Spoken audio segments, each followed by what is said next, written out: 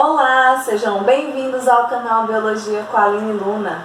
Hoje nossa aula é sobre citologia. Estamos voltando aí depois de um tempo ausente no canal, mas nós vamos ter uma sequência de vídeos falando sobre as células. Hoje nós vamos ver um pouco sobre como ela foi descoberta, quais os tipos de célula e na sequência nós vamos ver aí quais as partes que compõem a célula e quais suas funções, né? Para começar, nós vamos entender de onde foi que surgiu o entendimento, a compreensão sobre a célula. Lá em 1665, mais ou menos, Robert Hooke, o cientista, ele conseguiu observar através de uma técnica, na época nova, com o uso de lentes e iluminação, ele conseguiu observar com um pedacinho de cortiça, ele observou essa imagem que eu vou colocar aí para vocês.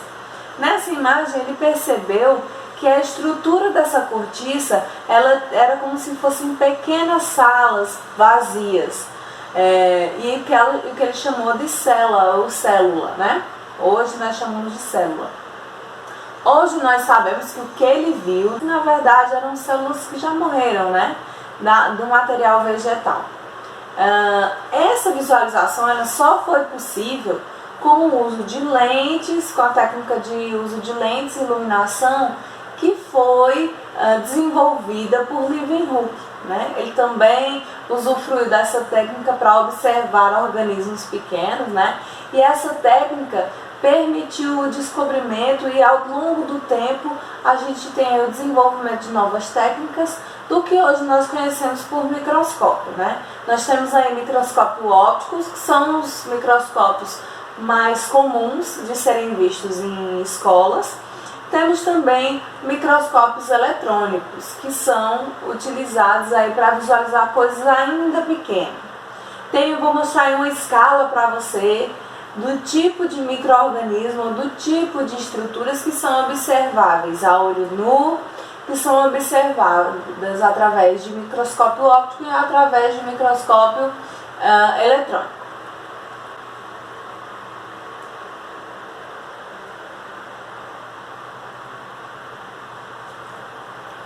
Então, anos após o estudo dessa técnica aprimorada aí por Leeuwenhoek, foi possível desenvolver técnicas ainda mais avançadas que possibilitavam ver ainda estruturas ainda menores. E aí os cientistas usufruíram dessas técnicas, desses microscópios, para poder observar e estudar o que hoje nós conhecemos por célula. Theodor Schwann, lá em 1840, mais ou menos, ele conseguiu concluir tanto animais quanto vegetais, eles são formados através de célula. E o conjunto de várias coisas, várias conclusões tiradas de alguns cientistas, principalmente do Theodor Schwann e do Matthias Schleiden, vou escrever aqui para vocês saberem quem é. Foi formulada o que hoje nós chamamos de teoria celular. A teoria celular diz que todo ser vivo é constituído por célula, que toda célula é originada de uma célula pré-existente, que todo o nosso metabolismo ele ocorre a nível celular e que todos os seres vivos eles são constituídos por células que possuem DNA ou RNA. A teoria celular tem uma grande dúvida. Como classificar os vírus? São seres vivos ou seres não vivos? Existem cientistas que defendem as duas vertentes. Para alguns cientistas, os vírus não são seres vivos pelo fato deles não possuírem células, não são constituídos por uma célula. E, na verdade, os vírus eles são constituídos por uma capa proteica que vai proteger o material genético dos vírus. Mas, para outros cientistas, os vírus eles são seres vivos. Por quê? Ao invadir uma célula, ao fazer de uma célula seu hospedeiro, o vírus ele consegue ter o seu metabolismo ativado e ele consegue se reproduzir. Então, fica aí a dúvida: o vírus é um ser vivo ou não vivo? Na verdade, nas questões de vestibulares, Enem, não pode se cobrar, não pode se pedir que você responda essa pergunta. O que pode ser solicitado? Que você argumente com evidências que permitam dizer que os vírus são um ser vivo ou que eles não são. E aí você pode responder explicando a visão de cada uma dessas duas vertentes. Então vamos lá, vamos falar agora um pouco mais da célula. As células, elas são as unidades, menores unidades, estruturas que formam o nosso organismo, todo o nosso organismo. E elas são basicamente compostas por 3 componentes. Membrana plasmática, que é uma membrana que envolve e protege a célula. O citoplasma, que é um material meio fluido que tem dentro da célula, e o material genético. O material genético pode ser DNA ou RNA, certo? Então essas 3 estruturas estão presentes em todas as células. Existem 2 tipos de células, que essa classificação é feita com base na presença ou ausência de carioteca. O que é carioteca, Aline? Carioteca é a membrana que envolve o material genético. Essa membrana, ao envolver o material genético, ela forma o que a gente tem o costume de chamar de núcleo, né? Então, as células procariontes, elas são células que não possuem a carioteca. Então, o material genético das células procariontes, ela está dispersa no citoplasma. Já nos eucariontes, o material genético está envolvido pela carioteca, formando o que a gente chama de núcleo. Atenção! Dizer que os indivíduos procariontes eles não possuem núcleo pode dar a entender que eles não possuem material genético, que está incorreto. Então, se algum professor colocar lá na sua prova, no seu trabalho, qual a diferença entre indivíduos procariontes e eucariontes, não vai colocar que procarionte não tem núcleo, tá? Ele não tem carioteca, membrana nuclear ou envelope nuclear. Combinado? Além disso, nós podemos classificar o indivíduo quanto ao número de células que ele possui. Os indivíduos que possuem uma célula a gente chama de indivíduos unicelulares, e aí a gente tem como exemplo bactérias, a gente tem como exemplo alguns protozoários, certo? E os multicelulares, que são os indivíduos que são dotados de 2 ou mais células.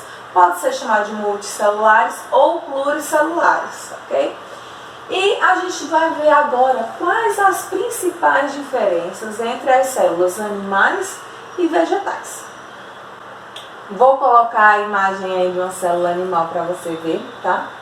A célula animal, a gente pode perceber aí a membrana plasmática, o núcleo, o citoplasma e várias organelas. Na célula vegetal, tem algumas estruturas que estão ausentes na célula animal. Por exemplo, externamente à membrana plasmática, nas células vegetais tem uma estrutura para reforçar mais essa célula, que a gente vai reforçar mais para frente, que é a parede celular. A parede celular é uma camada mais externa à membrana plasmática. Além disso, nas células vegetais, a gente encontra cloroplastos, que são células responsáveis pela fotossíntese, que veremos mais à frente, e também um vacúolo central, que ele é responsável por controlar a quantidade de água presente dentro da célula. Se liga aí nas 2 células. E para encerrar nossa introdução ao estudo da célula, eu queria falar para vocês a respeito de uma teoria chamada de teoria endossimbiótica. Essa teoria ela faz referência sobre a origem de 2 organelas em especial, a mitocôndria e os plastos, que nós conhecemos mais o cloroplasto. Afirma-se diante dessa teoria que tanto as mitocôndrias quanto os cloroplastos, inicialmente eles eram micro-organismos unicelulares. E aí, ao entrar para hospedar uma outra célula, ele passou a fazer parte dessa célula, de forma em que ele tinha benefícios e trazia benefícios à célula também. No caso, eles traziam energia, no caso da mitocôndria, ela produzia mais energia para a célula, e com isso ela tinha uma proteção por estar lá dentro. No caso dos cloroplastos, ao hospedar uma célula, ele trazia para ela a possibilidade de produção de alimento, enquanto que ele também se aproveitava da proteção que aquela célula trazia para ele. Alguns argumentos ajudam a afirmar que realmente foi essa a origem dessas organelas, mitocôndrias e cloroplastos. Por exemplo, eles são dotados de membrana dupla, o que quer dizer que ao entrar, ao invaginar a célula, ele carregou um pedacinho da membrana plasmática da célula. Além disso, elas têm um poder de autoduplicação. Essas organelas possuem DNA circular ou RNA ou ribossomos, estruturas que são observadas em indivíduos unicelulares. Então, essa teoria diz que a mitocôndria e o cloroplasto é resultado eram seres unicelulares anteriormente e são resultado de uma invaginação nas células hospedeiras e uma troca de favores, de ajuda, de colaboração entre a célula e esses micro-organismos hoje conhecidos como organelas. Espero que você tenha gostado dessa nossa aula. Na próxima a gente vai falar um pouquinho sobre membrana plasmática. Não esquece de curtir o nosso vídeo, de compartilhar com os colegas que devem estar precisando de uma ajudinha aí na citologia. Então vem pra cá que a gente vai tentar te ajudar. Até a próxima aula, um grande beijo, tchau, tchau!